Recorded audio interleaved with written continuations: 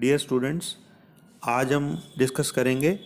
पिछले लेक्चर में हमने डिस्कस किया था सोल्यूबलाइज्ड वेट डाइज के साथ ग्राउंड के ऊपर हम रेजिस्ट प्रिंट कैसे बना सकते हैं। ठीक है, आज हम डिस्कस कर रहे हैं resist printing with aniline black died ground, कि अगर हमें ग्राउंड के ऊपर एनिलीन ब्लैक चाहिए तो हम रेजिस्ट प्रिंट कैसे बनाएंगे। अब ये ऑलमोस्ट आपके जो मैं आपको ये नोट्स विजिबल हो रहे हैं, this is almost same notes जो कि आपके सोल्यूबलाइज्ड वेट डाई में मैंने आपको शेयर किए थे। ठीक है, तो इसमें क्या है, रेजिस्टिंग प्रिंसिपल सेम है जैसे आपका सोल्यूबलाइज्ड वेट डाई में था। The development of aniline black dye is carried out under acidic oxidising condition. ठीक है, सो क्योंकि एसिडिक ऑक्सीडाइजिंग कंडीशन में एनिलीन ब्लैक डाई आपकी डेवलप होती है, कलर बनता है, तो इसकी opposite condition means alkaline and reducing condition should resist the development of aniline black dye. तो वही प्रिंसिपल हमने यहाँ भी अप्लाई किया है एनिलीन ब्लैक में भी, जो सोल्यूबलाइज्ड वेट डाई में अप्लाई किया था।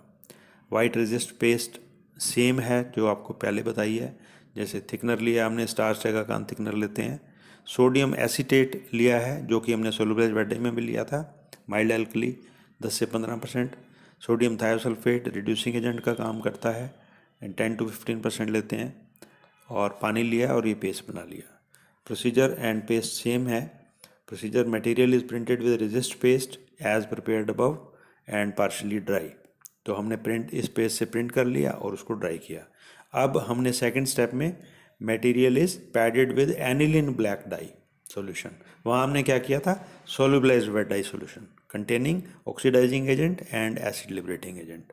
ठीक है ना, तो यहाँ हमने एनिलीन ब्लैक डाई ली है, उसकी जगह सोल्यूबलाइज्ड वेट डाई की जगह। After the material is steamed, जब इसके बाद हम स्टीमिंग करते हैं, द एल्कली और reducing agent present in the print paste resist the development of aniline black. यहाँ एनिलीन ब्लैक आएगा, सोल्यूबलाइज्ड वेट डाई नहीं आएगा।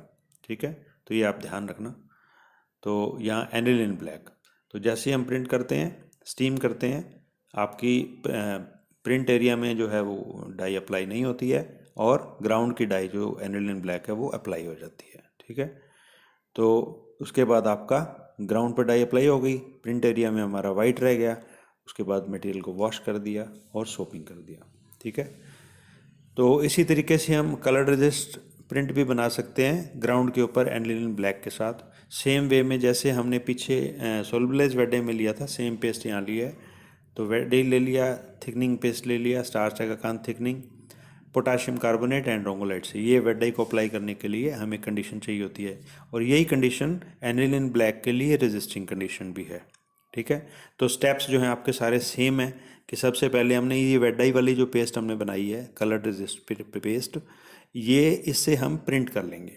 ठीक है, इससे प्रिंट करके ड्राई कर देंगे। अब हमारी वेट डाई वाली अप्लाई पेस्ट जो है प्रिंट एरिया में चली गई। ठीक है, अब मटेरियल को हमने पूरे को एनिलीन ब्लैक डाई के जो सॉल्यूशन होता है, ठीक है, वो उससे हम पैड कर लेंगे। जो भी एनिलीन ब्लैक बनाने के लिए हमारे को जो कंडीशन चाहिए होती है, एनिलीन ब्लैक साल्ट होता है, ऑयल होता है, उसके साथ कैटलिस्ट होता है, वो आप डायरेक्ट स्टाइल की जो एनिलीन ब्लैक की जो प्रिंट पेस्ट है वो ले सकते हैं। ठीक है, तो यहाँ एनिलीन ब्लैक डाई के सॉल्यूशन में से, वहाँ पेस्ट बनाया था, यहाँ सॉल्यूशन बना रहे हैं क्योंकि ग्राउंड पे हमने इसको डाई करना है।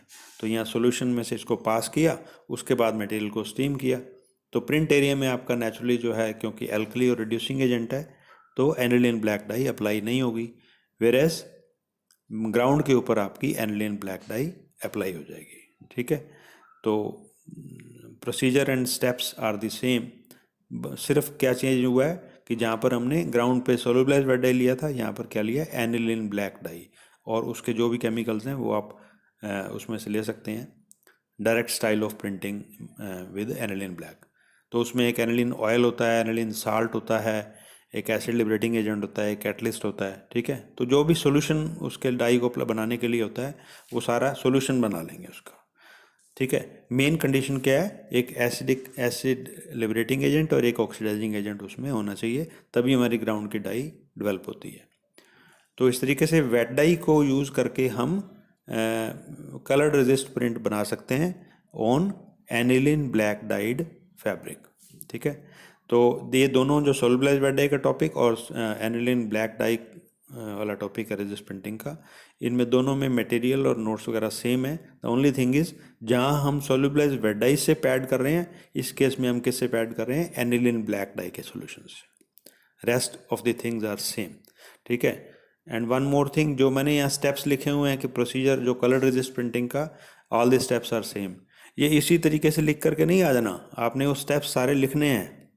कहीं आप लिखो भी, नोट्स में लिखा हुआ था यही कि वाइट रेजिस्ट प्रिंट के सेम है, तो वाइट रेजिस्ट प्रिंट के भी जो प्रोसीजर है वो तो हमें सारा स्टेप्स में लिखना पड़ेगा, ठीक है। सिर्फ यहाँ नोट्स को छोटा करने के लिए, रिपीट ना हो, इसीलिए मैंने यहाँ ये लिखा, ठीक है।